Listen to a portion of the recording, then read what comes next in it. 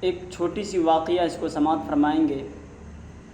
موسیٰ علیہ السلام کا زمانہ تھا، ایک عورت آئی اور کہنے لگی کہ اللہ کے نبی موسیٰ، آپ طور پہاڑ پر جا کر اللہ سے بات کرتے ہیں تو میرے بارے میں آپ جا کر یہ کہیں کہ میں جنتی ہوں یا جہنمی ہوں۔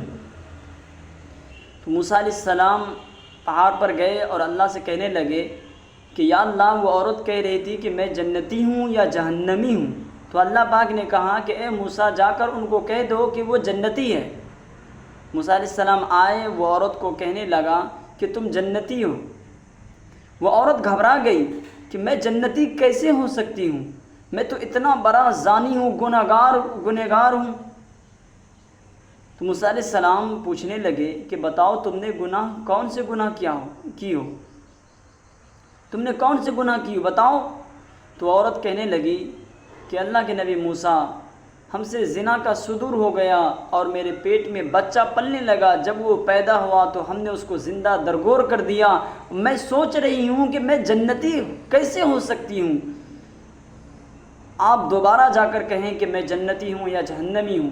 میرے محترم، جب موسیٰ علیہ السلام اللہ کے پاس یعنی طور پہاڑ پر گئے اور بات کرنے کے درمیان پوچھا کہ یا اللہ، وہ عورت جنتی ہے یا جہنمی ہے، تو اللہ پاک نے کہا کہ اے موسیٰ، جا کر اب کہہ دو کہ وہ جہنمی ہے۔ موسیٰ علیہ السلام پوچھنے لگے اللہ پاک، آپ نے تو اس سے پہلے کہا کہ جنتی ہے، اب جہنمی کہہ رہے ہیں۔ تو اللہ نے کہا کہ اے موسیٰ، جس وقت وہ گناہ کی تھی، وہ تنہائی میں گناہ کی تھی اور وہ صرف گناہ کو وہ جانتی تھی اور میں جانتا تھا، اب اس کے گناہ کے ذمہ دار تم ہو گئے ہو، تم گواہ ہو گئے ہو، اس لیے اب وہ جہنمی ہے۔ میرے محترم، ہم یہاں آپ کو ایک بات بتانے کے لیے چاہ رہا ہوں کہ ہم اور آپ نوجوان ہیں۔ آج کل ہمارے نوجوان موبائل کا استعمال زیادہ کرتے ہیں اور ایک تو خود گناہ کرتے ہیں اور چند ساتھی کو لے کر گناہ کرتے ہیں۔ میرے دوستو، آپ اکیلے گناہ کر رہے ہو، ایک تو گناہ نہیں کرنی چاہیے لیکن آپ کر رہے ہو۔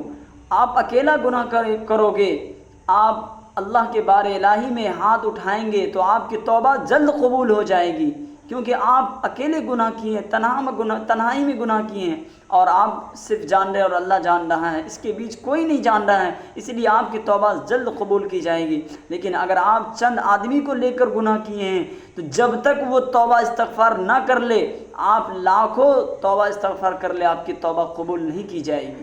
اس لیے ہم اور آپ کو اس سے بچنی چاہیے۔